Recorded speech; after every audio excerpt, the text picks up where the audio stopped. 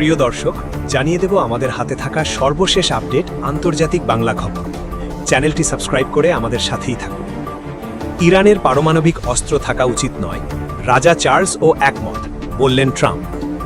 যুক্তরাষ্ট্র সফররত যুক্তরাজ্যের রাজা তৃতীয় চার্লসের সম্মানে আয়োজিত নৈশভোজে ইরান পরিস্থিতি নিয়ে কথা বলেছেন মার্কিন প্রেসিডেন্ট ডোনাল্ড ট্রাম্প। হোয়াইট হাউসের এই অনুষ্ঠানে দেওয়া বক্তব্যে ট্রাম্প বলেন, ইরান যাতে কখনোই পরমাণু অস্ত্র তৈরি করতে না পারে সে বিষয়ে রাজা চার্লস তার সঙ্গে একমত পোষণ করেছেন।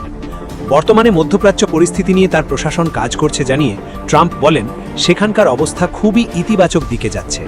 বক্তব্যে ইরানকে প্রতিপক্ষ হিসেবে উল্লেখ করে মার্কিন প্রেসিডেন্ট বলেন, আমরা সামরিকভাবে ওই নির্দিষ্ট প্রতিপক্ষকে পরাজিত করেছি।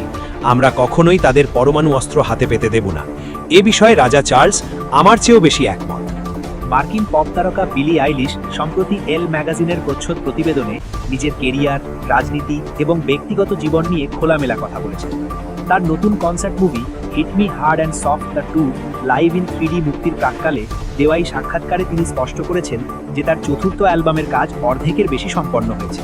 তবে আলোচনার কেন্দ্রে রয়েছে ধনকুবেরদের অঢেল সম্পদ এবং মার্কিন অভিবাসন সংস্থা আইসই এর বিরুদ্ধে তার সাহসী অবস্থান। বিলি আইলিশ তার রাজনৈতিক সক্রিয়তার পক্ষে যুক্তি দিয়ে বলেন, অন্যায়ের বিরুদ্ধে কথা বলা তার বেড়ে ওঠারই অংশ। মানুষের জন্য কথা বলার মতো বিশাল একটি প্ল্যাটফর্ম থাকা সত্ত্বেও কেবল বিতর্কের ভয়ে চুপ থাকাকে তিনি অর্থহীন মনে করেন। তার মতে কেউ যখন বুলিং বা নিগ্রহের শিকার হয় তখন তাকে বাঁচাতে এগিয়ে আসা মোটেও বিতর্কিত কোনো বিষয় নয়।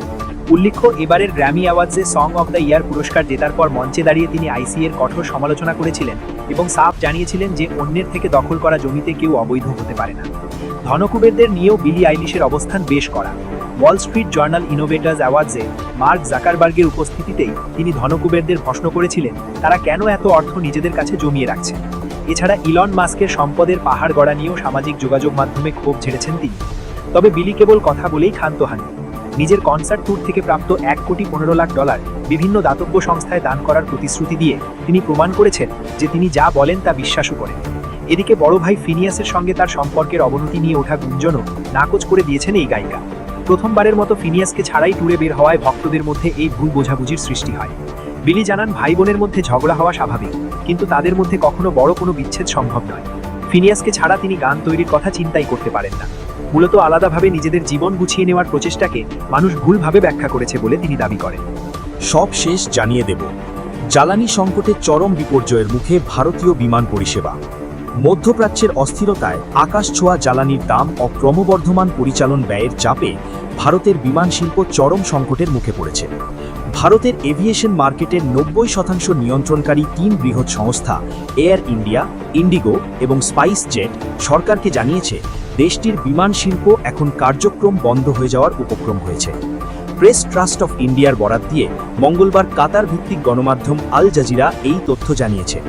প্রতিবেদনে বলা হয়েছে, বিশ্বের 5ম বৃহত্তম এভিয়েশন বাজার ভারতে মধ্যপ্রাচ্যের যুদ্ধ এবং হরমুজ প্রণালী প্রায় সম্পূর্ণ বন্ধ হয়ে যাওয়ার ফলে তেলের দাম আকাশচুম্বী হয়েছে। পাশাপাশি আকাশ সীমা ব্যবহারের ওপর বিধিনিষেধের কারণে এয়ারলাইনগুলোর পরিচালন ব্যয় অনেক বেড়ে গেছে। বিশেষ করে দূরালত্র রুটে এই খরচ অনেক বেশি। বিমান সংস্থাগুলি এভিয়েশন টারবাইন ফুয়েলের মূল্য পুনর্বিবেচনার দাবি জানিয়েছে, যা একটি বিমানের মোট পরিচালন ব্যয়ের প্রায় 40%। একই সঙ্গে দ্য ফেডারেশন অফ ইন্ডিয়ান এয়ারলাইন্সের বেসামরিক বিমান পরিবহন মন্ত্রণালয়কে অনুরোধ করেছে যাতে জ্বালানির মূল্য নির্ধারণের বিশেষ প্রক্রিয়াটি অভ্যন্তরীণ এবং আন্তর্জাতিক উভয় ধরনের ফ্লাইটের ক্ষেত্রেই প্রযোজ্য করা হয়। বিশ্লেষকদের মতে, বর্তমান পরিস্থিতি অব্যাহত থাকলে ভারতের বিমান শিল্প বড় ধরনের আর্থিক সংকটে পড়তে পারে, যার প্রভাব পড়বে টিকিটের দাম, ফ্লাইট সংখ্যা এবং সামগ্রিক যাত্রী সেবার উপর। এদিকে আন্তর্জাতিক বিমান পরিবহন সংস্থা IATA এর প্রধান উইলি ওয়ালশ এক সতর্ক বার্তায় বলেছেন, বিশ্বজুড়ে ক্রমবর্ধমান জেট জ্বালানি সংকটের প্রভাবে সবচেয়ে বেশি ক্ষতিগ্রস্ত হতে যাচ্ছে এশিয়া। তার মতে, উত্তর গোলার্ধের দেশগুলিতে গ্রীষ্মকালীন ভ্রমণের ভরা মৌসুমে এই জ্বালানি সংকট প্রকট আকার ধারণ করতে পারে।